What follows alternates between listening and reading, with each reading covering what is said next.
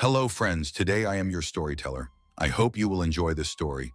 Please don't forget to like, comment, and subscribe to the channel so that we can receive your love and support. Now let's begin the story. I was 22 when it happened. Not a kid anymore, but not really an adult either. Just a community college student juggling too many shifts at the Taco Bell off Route 34 in Ashford, Ohio. The kind of town that wasn't small enough for everyone to know each other, but not big enough to ever feel like you could disappear. I took the job when rent started crushing me and my sister Chloe. She just graduated high school and was saving up for cosmetology school. We shared a tiny two-bedroom apartment above a laundromat. The walls smelled like detergent on hot days and mildew when it rained, but it was ours. Rent was cheap too, if you didn't mind the hum of dryers shaking your bedroom walls at 3 in the morning. Our manager, Danielle, was 33. Tough but fair, with tired eyes that gave away how much she hated corporate emails, but still cared enough to cover when someone's car broke down. She'd worked Taco Bell since she was a teenager. "I don't know where else to go," she admitted once during a smoke break, "so I just stayed." That night, late October, crisp air, the faint smell of bonfires drifting from the houses down the block. It was just the three of us closing, and I'll never forget it. "Orders keep coming like people don't know we close at 2, Chloe muttered, tossing another bag onto the counter. The fryer hissed like it was angry at being worked so hard. My headset beeped again. "Welcome to Taco Bell. What can I get started for you?" I said in that automatic customer service voice I didn't even recognize as mine anymore. By the time the last car rolled away, my legs felt like they'd been swapped for bricks.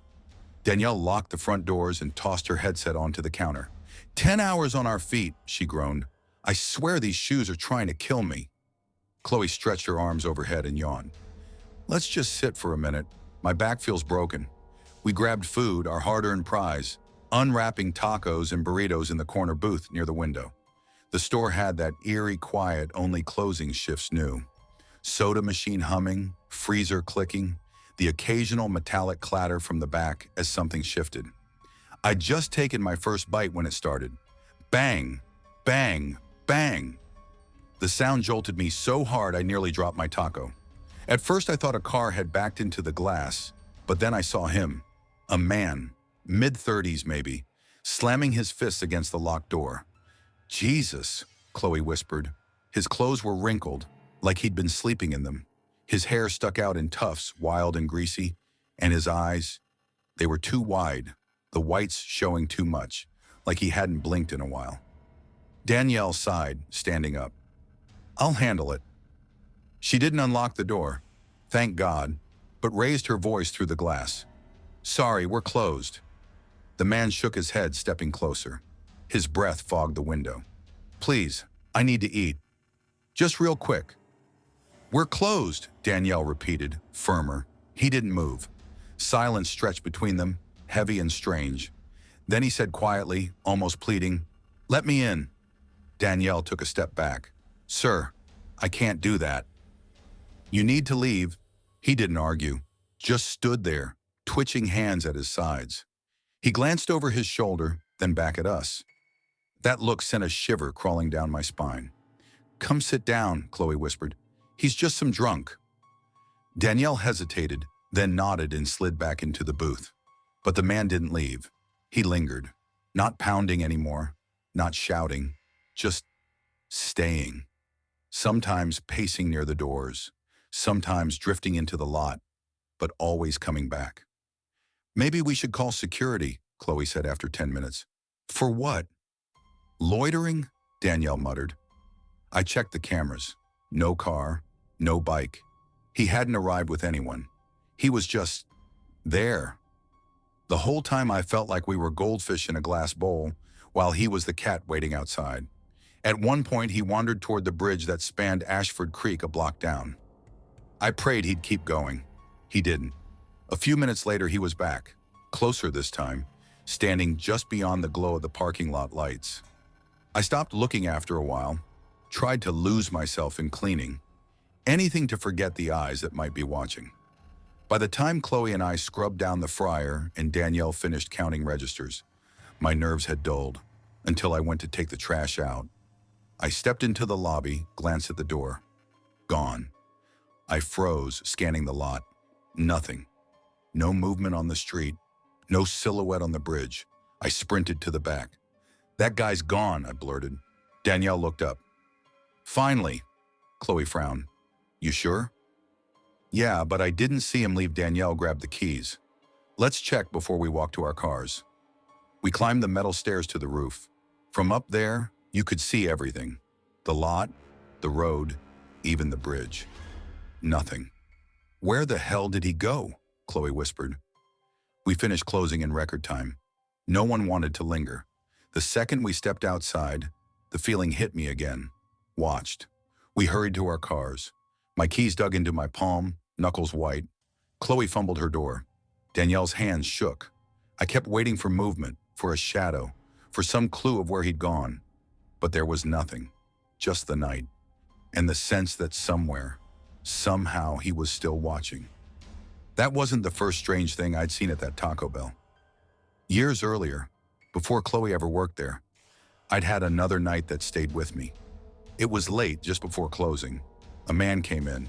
He looked almost giddy, jittery, like he couldn't stand still. He ordered 3 burritos, chatted while I bagged them. "Big night?" I asked without thinking. He grinned. "Yeah, gotta fuel up before the jump." I didn't ask what he meant. Just handed him his bag. "Have a good one." "Thanks, kid," he said, walking out the door. The next morning, the news reported a base jumper had died in the canyon. Parachute failed. He landed wrong and no one found him until daylight. They said he was from out of state, alone, stopped for food before heading to the bridge. I was the last person to see him alive, the one who handed him his final meal. I still wonder, even now, if I'd said something different, if I'd asked him to stay or warned him, or just said, "Don't go," would it have changed anything? Or was he always meant to disappear into the dark? Story 2. I never thought a road trip snack run would end up being the story I'd remember for the rest of my life.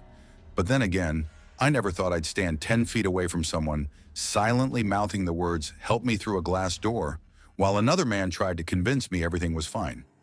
My name is Ethan Ross. I was 25 when this happened, old enough to think I had life figured out, but still young enough to be stupidly reckless.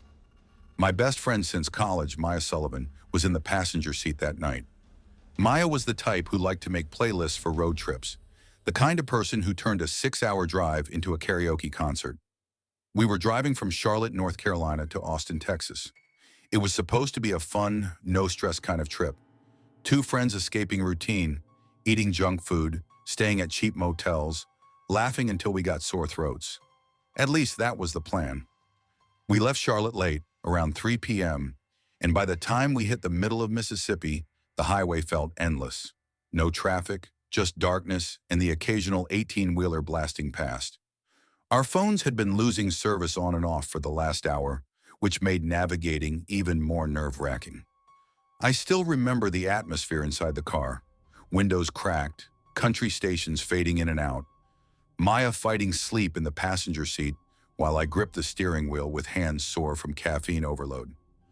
"I swear, if I hear one more static-filled Luke Bryan song, I'm throwing this radio out the window," Maya muttered, rubbing her eyes. "Go ahead," I said. "Might as well. It's not like we're getting directions out here anyway."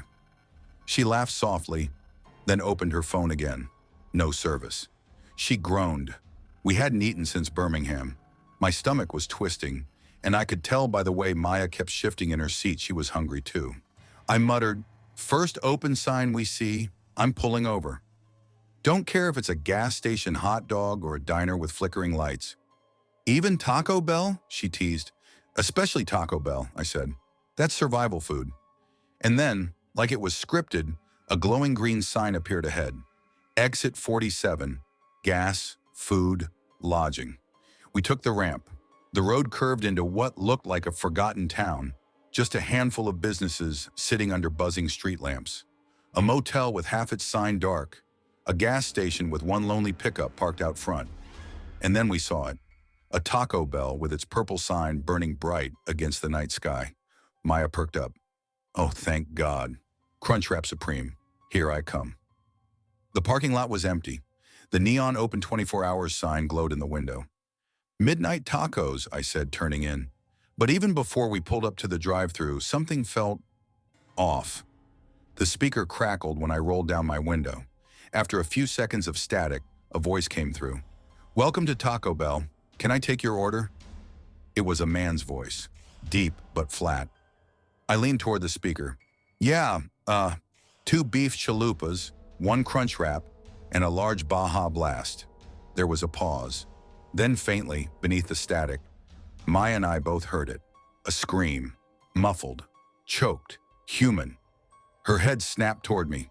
"Ethan, tell me you heard that. My mouth went dry. "Yeah." The speaker buzzed again. The man's voice returned, this time sharper. "We're closed." I frowned. "Closed? Your sign says open 24 hours. Silence, then the voice repeated slower. "We're closed." "Sign's wrong," Maya whispered. "Let's just go." Please, but I didn't move. Something about the way he spoke. It wasn't tired or disinterested. It was forced, like he was reciting a line he'd been told to say. Against my better judgment, I pulled around to the front of the building. The lobby was dark, but not completely. The fluorescent lights flickered, revealing flashes of movement in the back. Shadows, a figure shifting behind the counter. Maya hissed, "Ethan, don't!" "We should call the cops." "I just want to check," I muttered, already unbuckling my seatbelt. "Check? Are you insane?" We heard a scream, but I'd already opened the door. The night air hit me, humid, heavy, carrying the faint smell of grease and cleaning chemicals. I walked toward the glass doors. He appeared suddenly, stepping out from behind the counter. Not in uniform, not in a headset, just a dark hoodie, sleeves pushed up to reveal tattooed arms. His face was shadowed, unreadable. I tapped on the glass. "Hey, are you guys open?" He stared at me, too long, then shook his head slowly. I gestured to the glowing neon sign. "It says open." His expression didn't change. "Sign's wrong." His lips barely moved. That's when I noticed the figure behind him, half hidden near the soda fountain. A woman, her eyes wide, terrified. She mouthed words I'll never forget. "Help me." My stomach dropped. The man in the hoodie turned slightly, noticed where my eyes were looking. He stepped forward, blocking my view. His lips twisted into something resembling a smile. "You should leave." Maya's voice ripped through the air behind me. "Ethan, get back in the car." Then it happened again. Another scream, this one louder, clearer, desperate. The man's expression shifted. No more fake smile. His face hardened, jaw clenched, voice dropping lower. "Leave." Now every instinct screamed at me to run. My legs finally obeyed. I backed away, then turned and bolted for the car. Maya had already scrambled into the driver's seat. The second I slammed the door, she floored it. Tires squealed against cracked asphalt as we shot out of the lot. Neither of us spoke until we were back on the freeway, adrenaline crashing through our veins. "Ethan," Maya gasped, hands shaking on the wheel. "What the hell was that?" "I don't know." My chest heaved. "But that woman, Maya, she asked for help." She bit her lip hard. "We have to call the cops." We pulled onto the shoulder and dialed 911. I explained everything, my voice shaky but insistent. The dispatcher told us to wait nearby. 20 minutes later, red and blue lights screamed past us, speeding toward the Taco Bell. We followed at a distance, hearts pounding. We parked across the street. 2 squad cars were already there. Lights flashing, officers moved quickly, guns drawn. And then, we saw him, the man in the hoodie, being led out in handcuffs. An officer walked over to us. "You the ones who called?" We nodded, barely breathing. The cop let out a heavy exhale. "You did the right thing." That man broke in, attacked 2 employees. He had one tied up in the back, threatened the other to act normal if anyone came through. He was planning to rob the safe when you showed up. My stomach churned. I pictured the woman's terrified eyes. The officer shook his head. "If you hadn't called, might have ended a lot worse." We drove away in silence. The neon Taco Bell sign still burned behind us, flickering like nothing had happened. But my hands wouldn't stop shaking. We didn't eat. We didn't stop again until the next morning, when sunlight finally broke the spell of that night. To this day, I still think about it. If we hadn't pulled off at exit 47, if we hadn't heard that scream, If we'd just driven past, maybe that woman wouldn't be alive, or maybe we wouldn't be. I'll never know. But I do know one thing. Sometimes the scariest places aren't abandoned houses or lonely highways. Sometimes they're lit up with a neon, open 24 hours sign. Story 3, I was 19 when I decided I couldn't stay in my hometown anymore. Growing up in Rockford, Illinois felt like living in a pressure cooker that was always just about to explode. My parents had been at each other's throats for years. Money problems, resentment, you name it. And I was caught in the middle of it every day. My older brother had already moved out, leaving me as the only target for their fights. By the time I graduated high school, I knew if I didn't leave, I'd suffocate. So I packed up my things, 2 duffel bags, a box of clothes, and my beat-up laptop, and drove south. I didn't know where I was going, just that I needed distance. I ended up in Oklahoma City. It was big enough to feel new, but not as overwhelming as Chicago or Dallas. I figured I could hide there, make money, and start piecing myself together. The first job I landed was at a Taco Bell on the edge of town, right off I-35. It wasn't glamorous, but it was steady, and the night shifts meant the paychecks were slightly better. Plus, I didn't mind staying up late. I'd been living off insomnia for years. The people there made the job bearable. That's where I met Emily, a girl my age who quickly became my closest friend. She was short, sharp-tongued, and always carried this reckless energy that both scared me and kept me laughing. She had her own reasons for working nights, escaping a messy breakup and a mother who drank too much. We clicked instantly. The routine became comfortable. We'd work through the rush of late-night customers, drunk college kids, truckers grabbing burritos before the long haul, the occasional family who had lost track of time, and by 1:30 a.m., the place would usually die down. We'd clean, close up, and sit around joking until our manager kicked us out. But one night broke that rhythm forever. It was a Thursday in mid-September, a night heavy with humidity. The air outside felt thick, almost alive. Inside, the fluorescent lights buzzed and hummed above us as Emily mopped near the soda machine. I was wiping down trays, humming to myself, when the front door creaked open. We weren't expecting anyone. The drive-thru was still open, but nobody ever walked in that late. The man who entered made the air shift. He was tall, at least 6'4", and his presence swallowed the room. A faded brown trench coat hung from his shoulders, even though it was warm outside, and his beard was wild, gray streaking through like smoke and tangled weeds. His eyes. I noticed them immediately. They were pale, washed-out blue, and they locked on me the second he stepped inside. I froze. "Can I help you, sir?" Emily called from behind the counter, her voice trying to sound casual but cracking, just enough to betray her nerves. The man didn't answer. He walked slowly to a booth across from where I was stacking trays and sat down, the vinyl seat squeaking under his weight. Something about him unsettled me instantly. His movements were deliberate, almost rehearsed. He didn't look like a customer grabbing a late burrito. He looked like he was waiting for something, or someone. I shot Emily a look, my eyebrows raised. She tilted her head toward him with a frown, mouthing silently, "What the hell?" I grabbed my phone from my pocket and texted her. "Me. This guy is giving me serious creeps." Emily. "Same. Want me to tell him he has to order or leave?" Me. "Yeah, please." Emily put the mop aside, squared her shoulders, and walked to his table. "Sir," she said politely but firmly, "you can't stay unless you order something." The man slowly turned his head toward her. His neck cracked with the movement. Without speaking, he stood, walked to the counter, and placed a handful of crumpled bills down. Emily slid him a drink cup, and he shuffled back to the booth, this time closer, facing me directly. I could feel his eyes boring into me while he sipped his drink. I kept my head low, pretending to scroll through my phone, but every nerve in my body was screaming. Time seemed to crawl. By 1:20 a.m., we were nearly done with closing tasks. Emily leaned against the counter, her phone glowing in her hands. I stood near the trash can, pretending to busy myself. Then the man stood up. My chest tightened. His coat swayed as he walked, and he moved toward us. Slow, steady steps, dragging one foot slightly behind the other. "Ready to go," I whispered to Emily, already tossing my rag into the bin. "Yeah, let's get out," she said quickly. We grabbed our bags and headed for the door. As we pushed outside, I heard the sound of a chair scraping across the tile.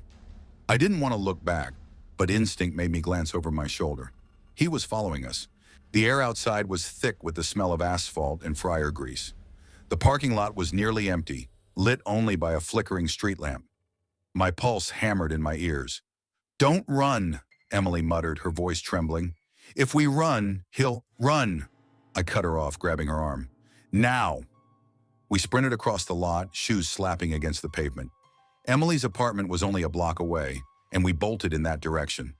Behind us, I heard the heavy footsteps quicken. Then my phone buzzed. At first, I thought it was Emily texting me, but when I pulled it out mid-run, my stomach dropped.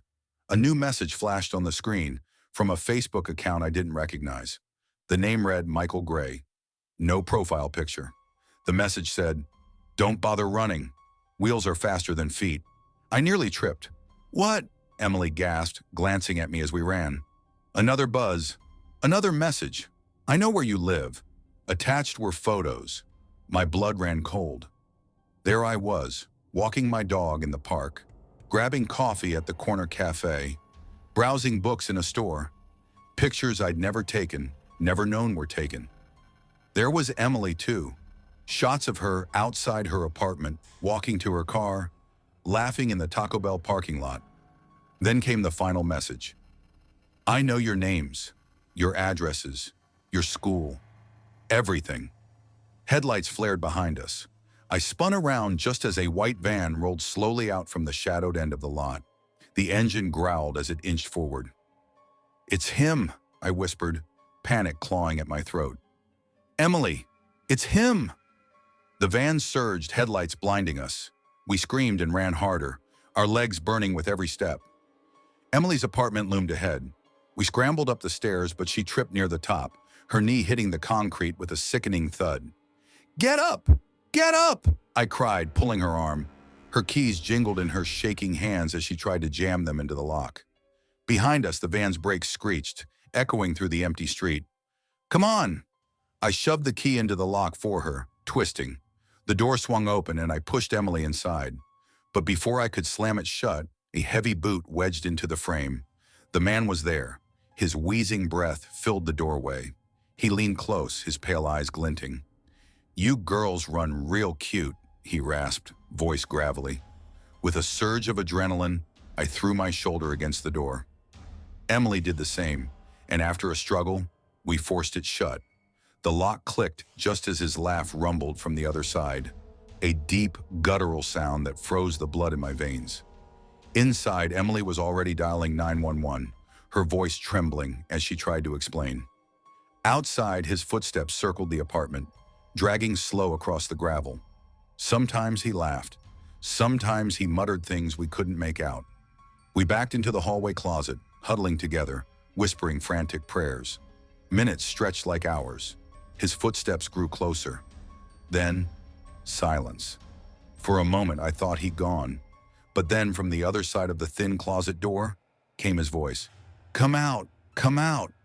I love it when they make me chase." Emily squeezed my hand so tight I thought my bones would snap. A crash rang out from the living room. Glass shattered. My scream caught in my throat. He was inside. But then, sirens. Faint at first, growing louder. Red and blue lights splashed through the blinds. The front door burst open, and instead of the man's pale face, we were met by police flashlights and shouting voices. They found him in the kitchen. In his van parked outside, they discovered duct tape, rope, knives, and a vial of something the officer whispered was Rohypnol. The police said we were lucky. So damn lucky. If they'd arrived a few minutes later, I don't let myself finish that thought. That was 2 years ago. I still live in Oklahoma City, but I can't walk into a Taco Bell without scanning every corner, every face. Emily moved back to her hometown. She couldn't take the nightmares anymore. Me? I still get the messages sometimes, not from Michael Gray, but from accounts with names I don't recognize. No pictures, just words. "Did you miss me?" Every time I see one, I feel that same cold wave wash over me, the same terror from that night. Because the scariest part isn't what happened. It's knowing he wasn't working alone. Hello friends, I hope you are enjoying this story. If you are new to the channel, please make sure to subscribe. Story 4. I never thought I'd be the kind of person to tell a ghost story. If you had asked me back then, I would have laughed it off and said the scariest thing about working at Taco Bell was dealing with drunk customers after the bars closed. But after my last summer working there, I don't laugh about that kind of thing anymore. It was the summer of 2019, and I had just turned 21. I wasn't sure what I wanted to do with my life yet. College had chewed me up and spit me out after my first year. I couldn't afford tuition anymore, and I didn't have the patience to keep sinking into debt. So I moved back in with my mom in Clearwater, Florida, and picked up as many shifts as I could at the Taco Bell off Highway 19. It wasn't glamorous, but it paid for gas, food, and the occasional night out with friends. Plus, the people I worked with weren't all that bad. We had this unspoken bond, like soldiers stuck in the trenches together. When you're scrubbing fryer oil out of your hair at 2 in the morning, you either laugh or cry. Most nights we laughed. That summer, though, things started to feel different. I worked closing shifts most of July and August. The store closed at 3 a.m., but between cleaning, stocking, and paperwork, we rarely got out before 4. By then, the roads were quiet, the streets empty, and I'd drive home with the windows down trying to shake the lingering smell of tacos and grease. The team that night was small. Just me, my coworker Jamie, and our shift lead Raul was the kind of guy who acted tough, but you could tell he cared. He'd been working fast food for years, saving up to bring his younger brother over from Puerto Rico. Jamie, on the other hand, was my age, short, wiry, quick to crack jokes. He was the only one who could make me laugh, even when my back ached and my hands were covered in sanitizer burns. We'd fallen into a routine: clean the line, restock the sauces, sweep the lobby. Raul usually handled the safe and paperwork, while Jamie and I tackled the kitchen. By 2:50 a.m., we'd be counting down the last few minutes before closing. That's when the drive-through headset would sometimes beep, and we'd groan in unison.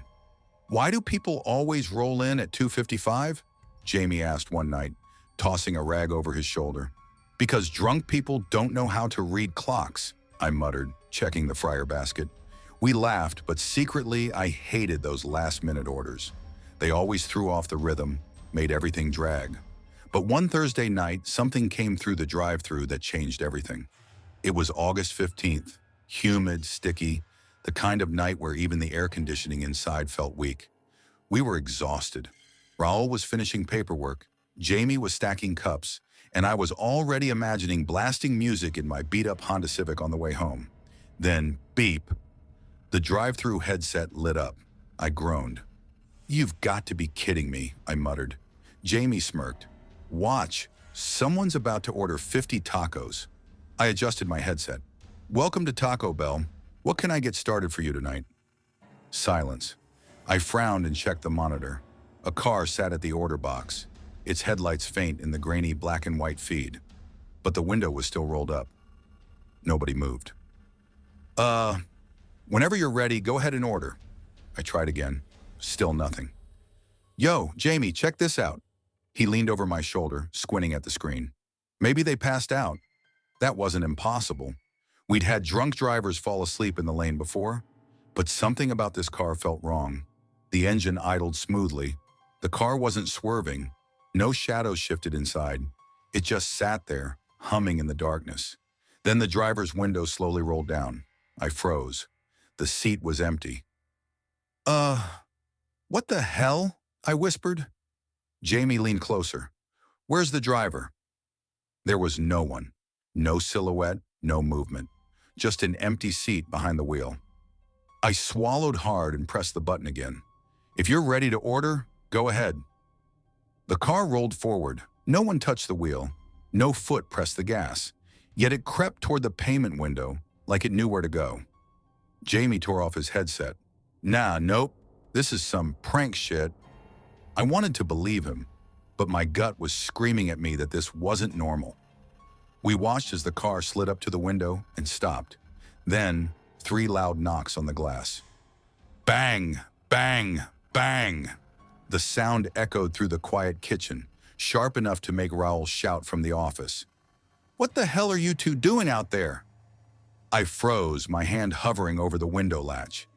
Every instinct told me not to open it, but against my better judgment, I slid it open just a crack and peeked out. The car idled. The seats were empty. And then, reflected in the glass, I saw it. A face, pale skin, hollow eyes, a grin that stretched too wide, sitting in the back seat, staring at me. I gasped and jerked back, nearly knocking over the register. "What?" Jamie demanded. There's someone in the back seat." My voice shook. But when we looked at the monitor again, the seat was empty. The car rolled forward, pulling slowly toward the exit. I slammed the window shut, my heart hammering. Jamie looked pale. Raoul came storming out of the office, but by then the car was gone. We finished cleaning in silence that night. I told myself it was exhaustion, a trick of the light. Maybe some drunk guy crouched down as a prank, but I couldn't shake the image of that grin.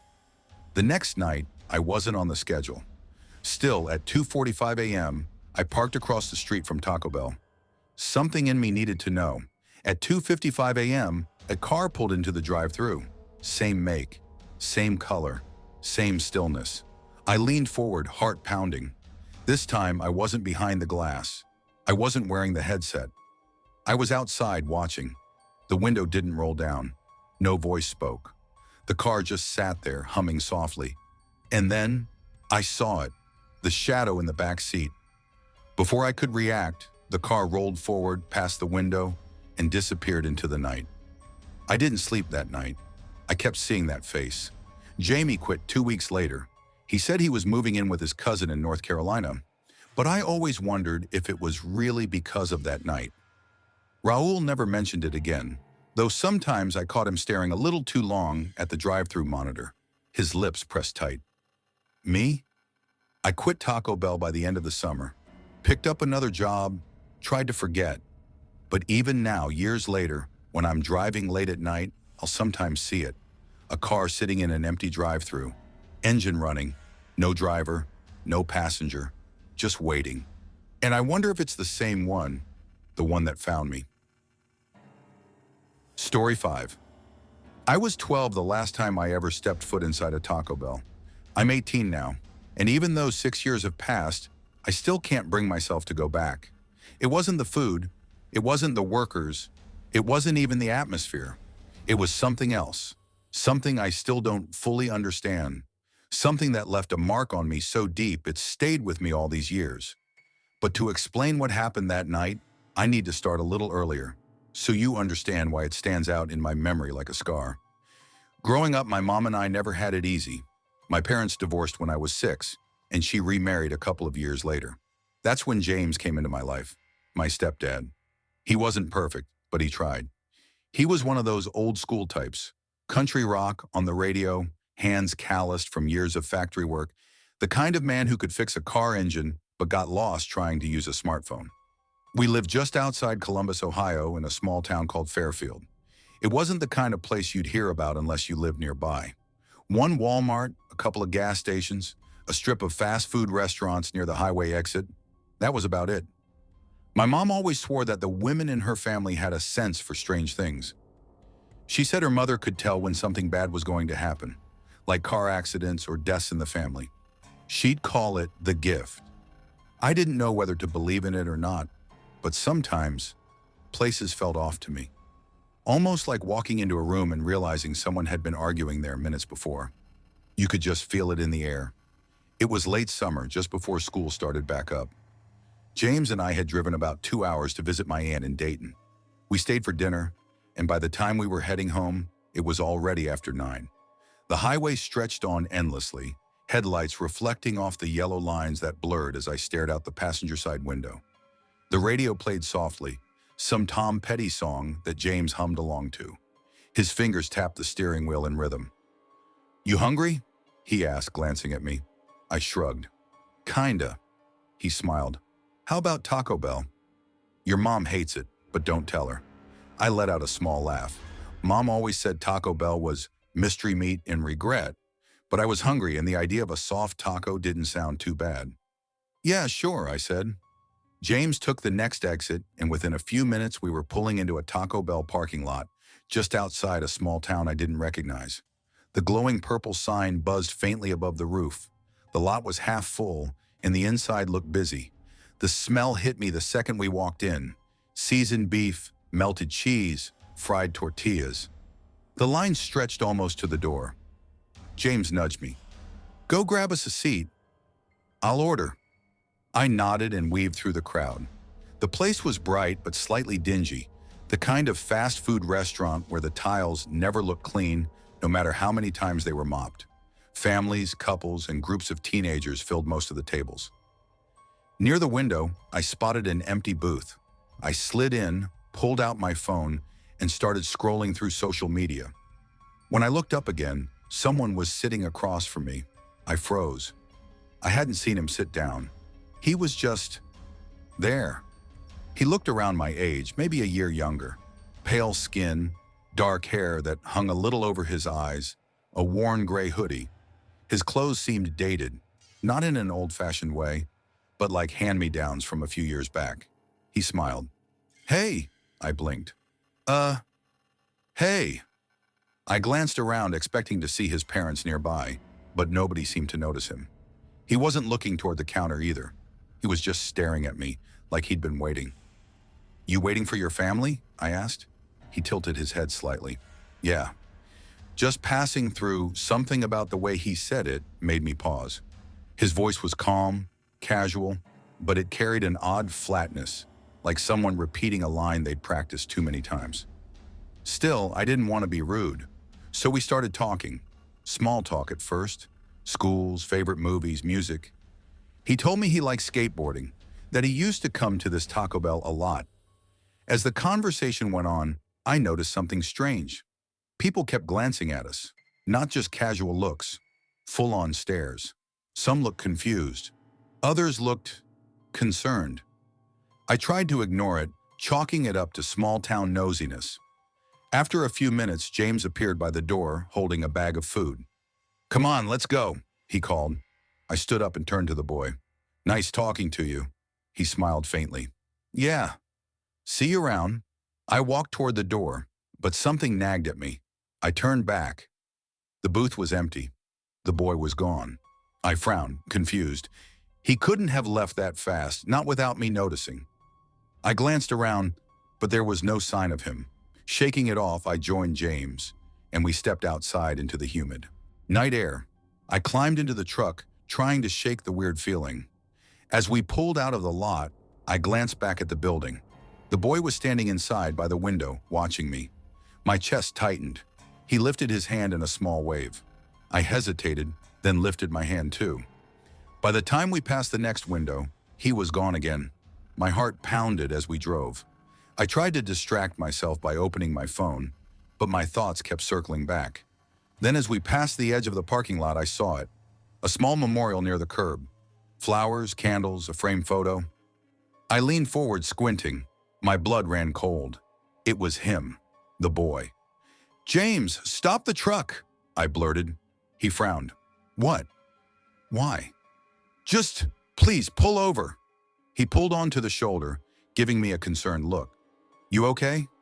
I ignored him, hands shaking as I typed into my phone.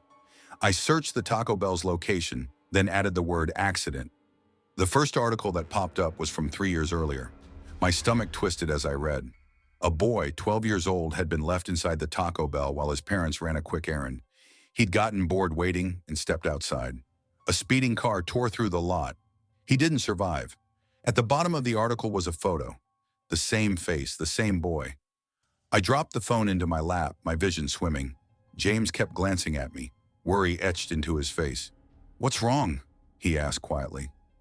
I shook my head, unable to form the words. My throat felt tight, my chest heavy. The rest of the ride home passed in silence, the truck's engine humming steadily while my thoughts screamed. I kept replaying everything in my head. The way he'd just appeared, the way people stared, the way he said, "I used to come here a lot." Even now, years later, I wonder why he chose to talk to me. Maybe he was lonely. Maybe he just wanted to feel normal again, even for a few minutes. Or maybe he was waiting for someone to notice him. There's something unsettling about being forgotten, about being left behind, while the world moves on. That night, for a short while, he wasn't invisible. Someone saw him. Someone listened. But for me, that was the last time I ever stepped foot inside a Taco Bell. And it always will be. Story 6. I never thought a simple late-night food run could change the way I look at fast food restaurants forever. If you'd asked me 2 months ago what I feared, I'd have said exams, bills, maybe the thought of moving back into my mom's basement if life didn't work out. But ghosts, intruders, masked figures hiding inside a Taco Bell at midnight? That wasn't even on the radar. My name is Ethan Marshall. I'm 21 years old, and until recently, I lived a pretty ordinary life in Redford, Michigan, a mid-sized town where nothing really happens. Or at least that's what I used to think. It was late September, the semester was in full swing, and I was exhausted. My days were stretched thin between classes at Wayne State and long shifts at the gas station where I worked nights to pay rent on a small apartment. Tuesdays were the worst. Early class at 9 a.m., lectures stacked back to back, then an 8-hour shift. By the time I clocked out, I felt like I'd been chewed up and spit out. Food was my one comfort. I didn't cook much, never really learned how, and after 12+ hours of running on coffee and vending machine chips, a greasy Taco Bell burrito sounded like heaven. I had a routine.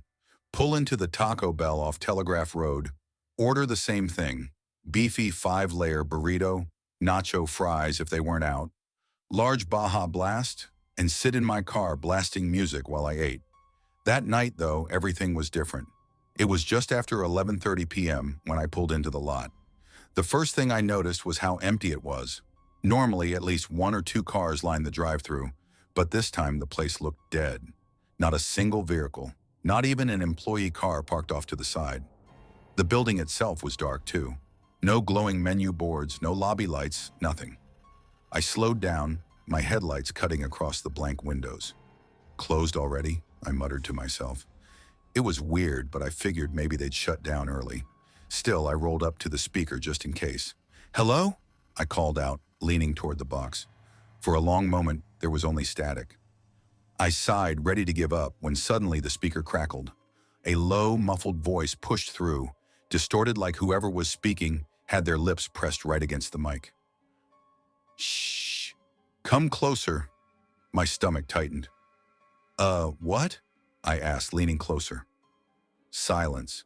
I frowned, shaking my head. "Probably some glitch," I muttered. "Maybe some bored kid had hacked the system or something." I put my car in drive and rolled forward. The first window, where you normally pay, was completely dark. No signs of movement. I kept going just to check the pickup window. And that's when I saw him. A figure. He was standing right there inside at the glass. At first I thought maybe it was an employee finishing up late. But the closer I got, the worse the feeling in my gut became. The person wasn't in uniform. Instead, they wore a full clown mask. White face, hollow black eyes, and an exaggerated red grin. The second my headlights hit the window, he ducked out of sight. "Jesus Christ," I hissed, slamming my foot on the gas. My tires screeched as I tore out of the lot, my heart hammering against my ribs. I didn't stop until I pulled into the Shell station a few blocks away, parking under the floodlights. My hands shook against the wheel. Who the hell had I just seen? The next evening, I got off work earlier, around 10:15. Against all logic, against the pit of dread sitting in my stomach, I went back. Habit is a stubborn thing, and part of me needed to know if I'd imagined it all. This time, everything looked normal. Cars in the drive-thru, lights glowing, menu boards lit up. Relief washed through me. I ordered, pulled up to the window, and a girl in a Taco Bell visor slid it open, handing me my drink. "Hey, weird question," I said, hesitating. "Were you guys open last night around 11:30? She frowned. "No, we closed at 9. "Why?" My mouth went dry. "No reason, just thought I saw something." She tilted her head. "What do you mean?" I almost left it at that, but something in her tone, curious, maybe concerned, pushed me to tell her. I described the empty building, the voice on the speaker, and finally the man in the clown mask. The second I said mask, her expression shifted. She stiffened. her face paling. "Wait," she said quietly. "A clown mask?" "Yeah," I said slowly. "You've seen him?" She didn't answer at first.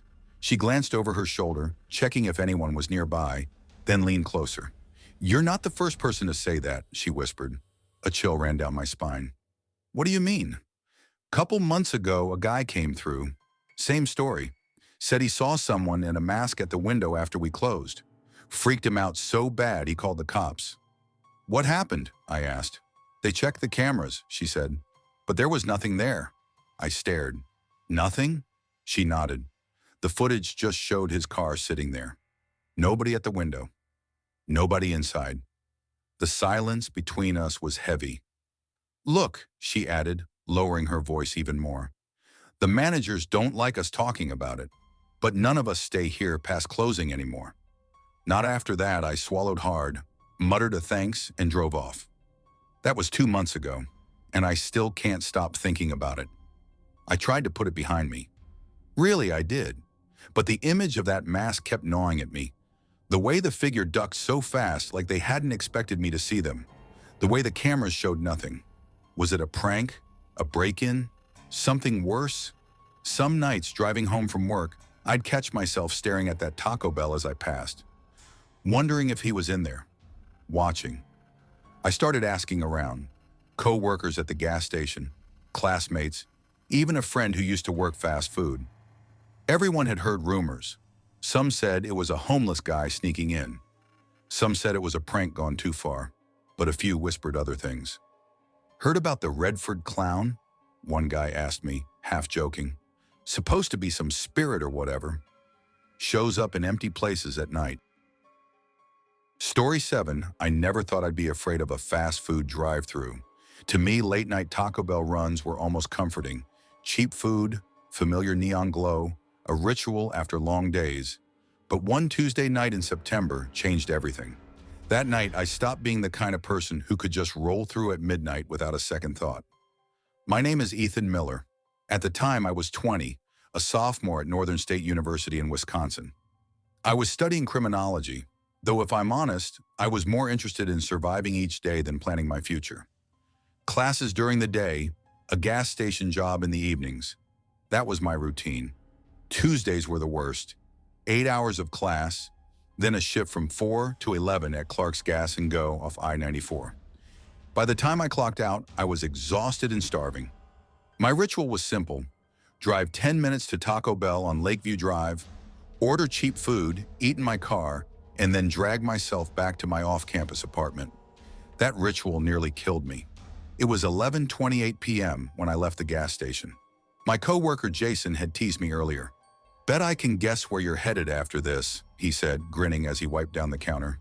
"Laugh all you want," I told him, "but Taco Bell's the only thing keeping me alive on Tuesdays." He smirked. "One day, man, that chalupa's gonna take you out." I rolled my eyes and left. When I pulled into Taco Bell's lot, I noticed right away how empty it was. No cars in the drive-thru, no customers lingering in the lot. The lobby was dark, which wasn't unusual that late, but the menu board wasn't glowing either. The whole place looked abandoned. I slowed my car, debating whether to just leave, but hunger pushed me forward. I pulled up to the speaker and rolled my window down. "Hello," I called out. "You guys still open?" For a few seconds, nothing but static. I sighed and started to roll up my window when the speaker crackled. "What do you want?" The voice was low, muffled, like someone whispering directly into the mic. My skin prickled. Are you guys open?" I asked cautiously. Silence. Then faintly, breathing. I swallowed hard. "Forget it," I muttered, rolling my window back up. I drove forward slowly, passing the first window, completely dark, then the second just to confirm. That's when I saw him. A man stood inside, right at the window. For half a second, I thought it was an employee. Then my headlights illuminated the face. Not a face, a clown mask, white with exaggerated red lips and hollow black eyes. The figure ducked out of sight the instant my headlights hit him. Adrenaline surged. I slammed the gas. Tires screeched as I tore out of the lot, heart pounding so hard I could barely breathe. At a nearby gas station, I parked under the fluorescent lights, hands gripping the wheel so tightly my knuckles were white. What the hell? I whispered to myself. Who the hell was that? And why was he inside a closed Taco Bell wearing a mask? I thought about calling the police, but what would I even say? Hey, I saw a clown in Taco Bell. They'd think I was drunk or pulling a prank. So I drove home, telling myself I'd imagined it. The next evening, I got off work earlier. Same hunger, same craving. Against my better judgment, I drove back. This time the Taco Bell looked normal. Cars in the drive-thru, lights glowing, the smell of frying tortillas drifting through the air. Relief washed over me. I ordered, pulled up to the window, and a girl with a dark ponytail and Taco Bell visor slid it open. Here you go, she said, handing me my drink. Hey, weird question, I began, hesitating. Were you guys open last night? She frowned. No, we closed at like 9. Why? I shifted uncomfortably. I just thought I saw something. Her eyebrows arched. Like what? Against my better judgment, I told her. I explained about pulling in, the dark building, the voice on the speaker, and finally, the clown mask. The moment I said those words, her expression changed. She froze, color draining from her face. You saw him too? She whispered. My blood ran cold. What do you mean too? She glanced over her shoulder, then leaned closer. You're not the first person. A couple months ago, some guy said the same thing. Dark building, weird voice, someone in a mask. He called the cops. They checked the cameras, but there was nothing there. Her words hit me like ice water. Nothing, I repeated. She nodded quickly. Look, I shouldn't even be telling you this. Just don't come here that late, okay? A car honked behind me, making both of us jump. She shoved my bag into my hands and slammed the window shut. I couldn't shake it. That night, lying in bed, I stared at the ceiling, replaying her words. You saw him too. The next few days, I tried to focus on school, but every time I drove past Taco Bell, my chest tightened. Finally, I broke and told Jason, my coworker. Dude, that's creepy as hell, he said wide-eyed. A clown mask? At Taco Bell? I'm serious, I insisted. The girl said other people saw him too. Jason leaned on the counter, smirking nervously. So what? Some local psycho just hangs out in fast food joints after hours? I shook my head. Doesn't make sense. How would he even get inside? The doors were locked. Jason shrugged. I don't know, man. You're the criminology major. You tell me, but I had no answers. That weekend, curiosity got the better of me. After work, I drove to Taco Bell again. This time, I parked across the street, engine off, and just watched. At first, nothing. A few cars in the drive-thru, employees visible inside. Normal. But around midnight, after the last car left, something changed. The lobby lights flickered off. One by one, the building went dark. Except at the second drive-thru window, a faint movement. My breath caught. A pale shape pressed against the glass. Even from across the street, I knew what it was. The clown mask. He stood there, perfectly still, staring out at the empty lot. I didn't move, didn't breathe, just watched. Then, slowly, his hand lifted. He pressed his palm flat against the glass, like he knew I was watching. I fumbled with my keys, heart racing, and peeled away. The nightmares started after that. I'd wake up gasping, drenched in sweat, the image of hollow black eyes burned into my brain. I stopped going to Taco Bell. I told myself I was done. But a week later, fate dragged me back. It was Jason's birthday, and a bunch of us had planned to grab late-night food after work. Guess where they wanted to go? Come on, man, Jason laughed, clapping me on the back. Don't tell me you're still scared of Ronald McDonald's cousin. Against my instincts, I went. Safety in numbers, right? There were 4 of us. Me, Jason, our coworker Amanda, and her boyfriend Nick. We pulled into the drive-thru just before midnight, joking and laughing, until the speaker crackled. What do you want? The same low, muffled whisper. Amanda froze. What the hell was that? Jason laughed nervously. Probably broken. Then why is it breathing? I whispered. Silence. We looked at each other. Then without warning, the second window slammed open. The clown mask lunged out, arm reaching. fingers clawing for Amanda. She screamed. Nick floored the gas, our car jerking forward as the masked man's hand scraped against the glass. Go, go, go! I shouted, twisting around. In the rearview mirror, I saw him, the clown, standing in the lot, head tilted, watching us drive away. The police came, statements were taken. We described the mask, the voice, the hand reaching into the car.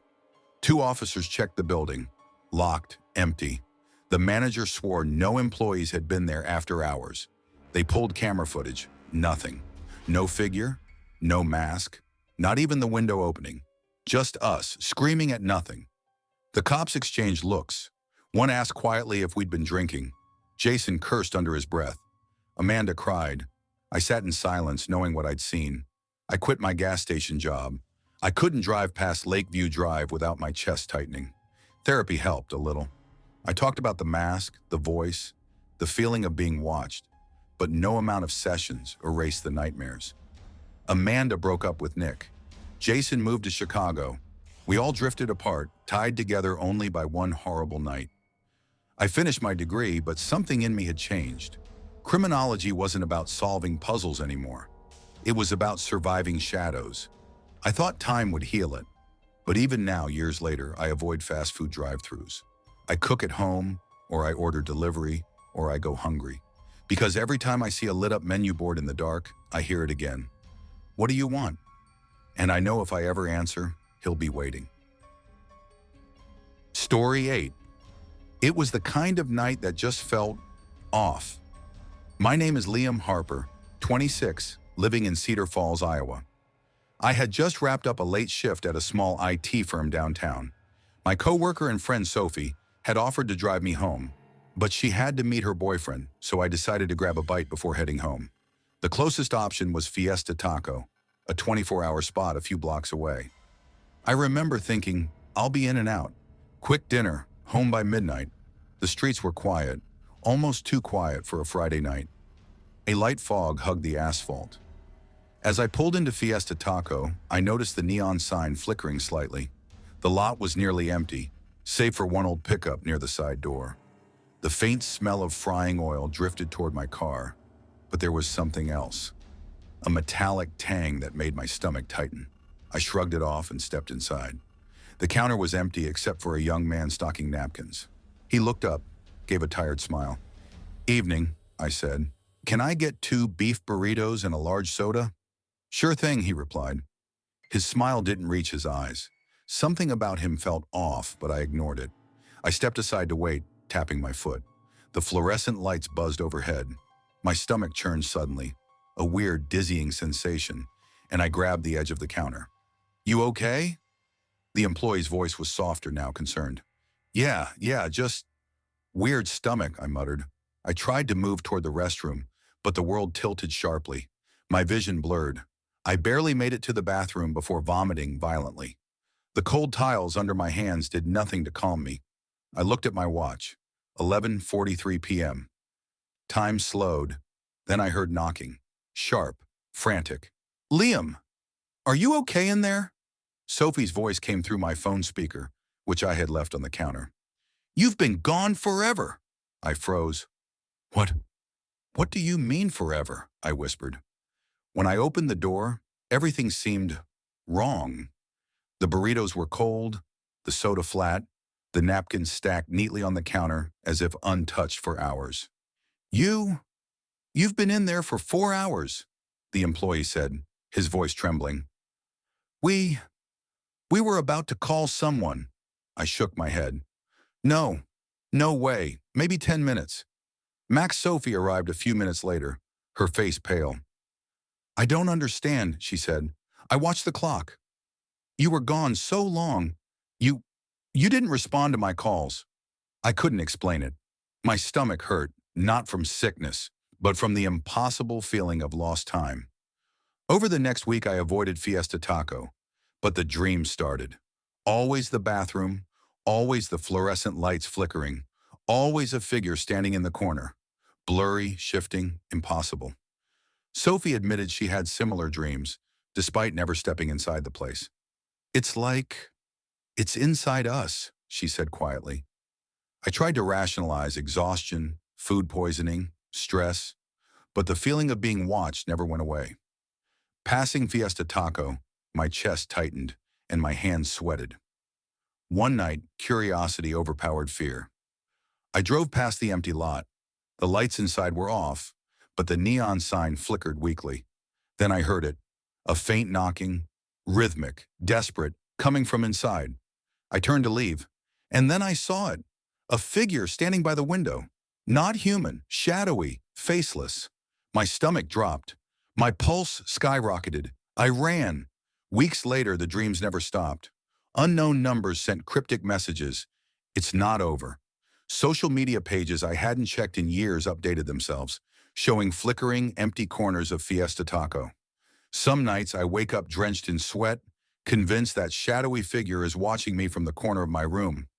Some places leave marks, invisible but permanent. Some nights don't end. Fiesta Taco isn't just a restaurant. It's a place where time disappears, where something waits for the next person, patient, relentless. I've stopped trying to understand. I've stopped trying to go back. Some experiences follow you forever. Thank you so much for your love in watching the video, and I truly appreciate you for liking and subscribing.